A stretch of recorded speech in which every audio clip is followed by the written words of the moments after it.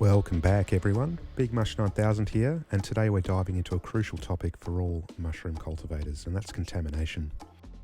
We'll be exploring the 6 vectors of contamination as detailed by Paul Stamets in his seminal book, Growing Gourmet and Medicinal Mushrooms. This text is a must-read for any aspiring mushroom cultivator, and has definitely been a cornerstone of my own growing efforts. Now, before we continue, I just want to quickly clarify that this video isn't a deep dive into the complexities of contamination, nor the various microorganisms that might contaminate your grow. Instead, it's more of a general, easy to understand overview of contamination with a few solutions, perfect for those just beginning their own mushroom cultivation journey. All right, let's get into it. Simply put, contamination is any unwanted organism that finds its way into your grow. Unfortunately, it's an inevitable part of cultivating mushrooms.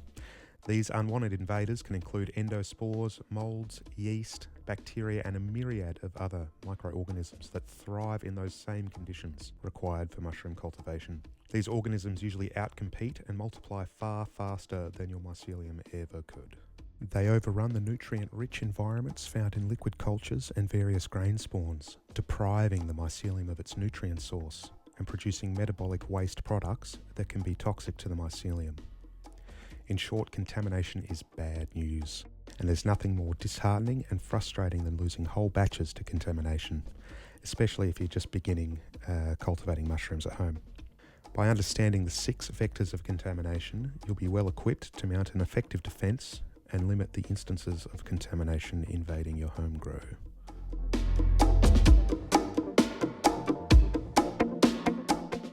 Man, people are gross.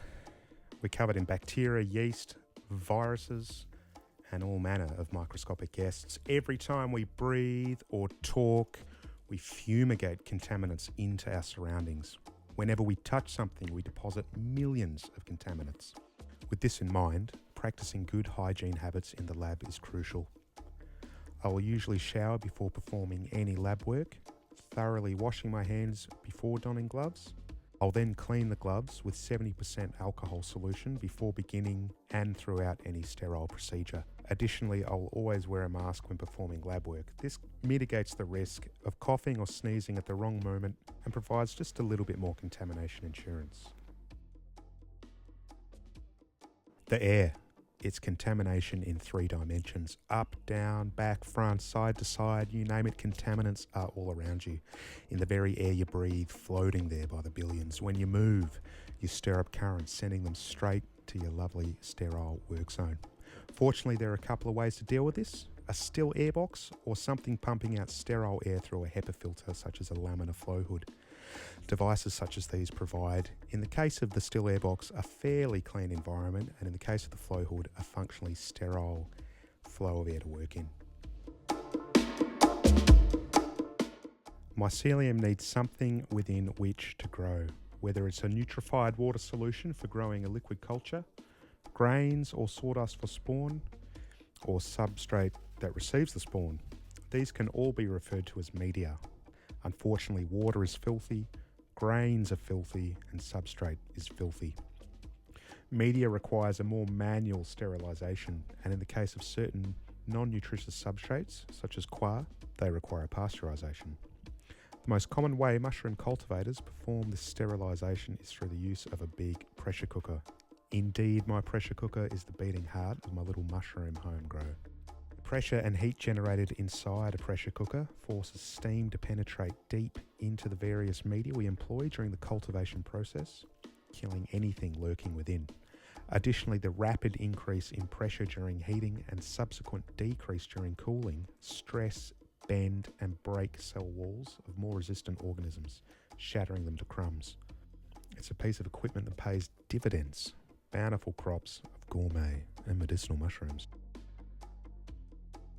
Tools include any implement we use during the course of mushroom cultivation.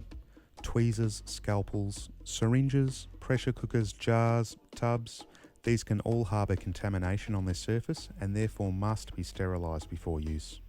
Flame sterilising things such as tweezers, scalpels and syringe needles annihilate anything lurking on the surface.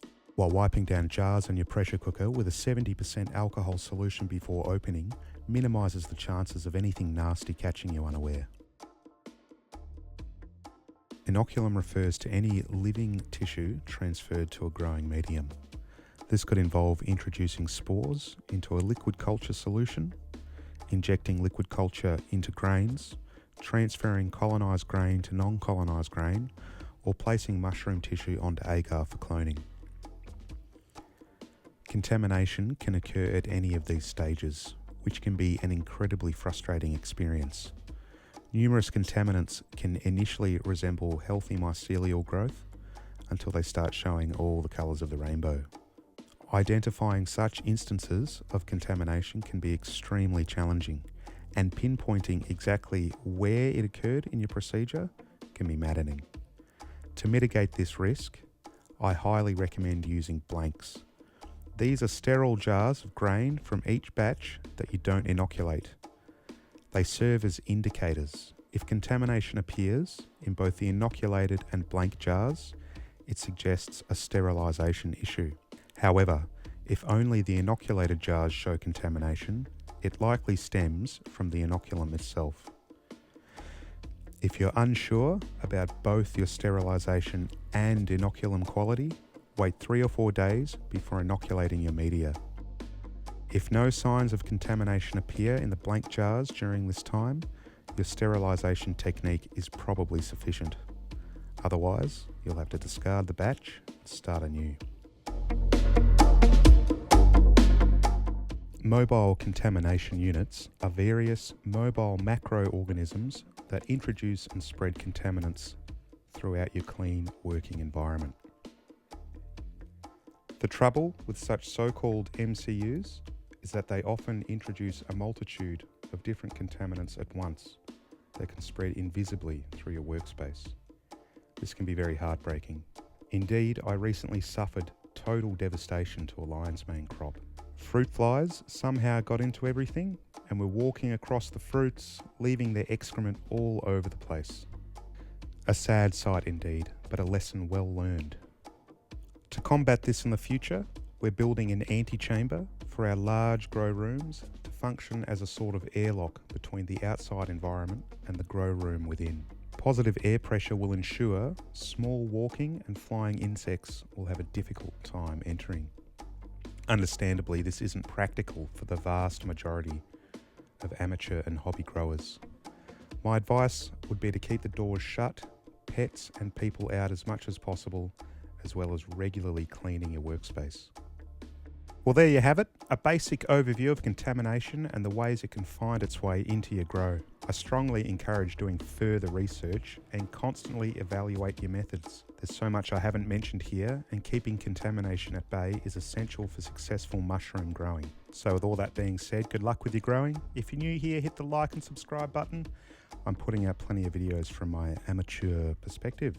Cheers and happy growing.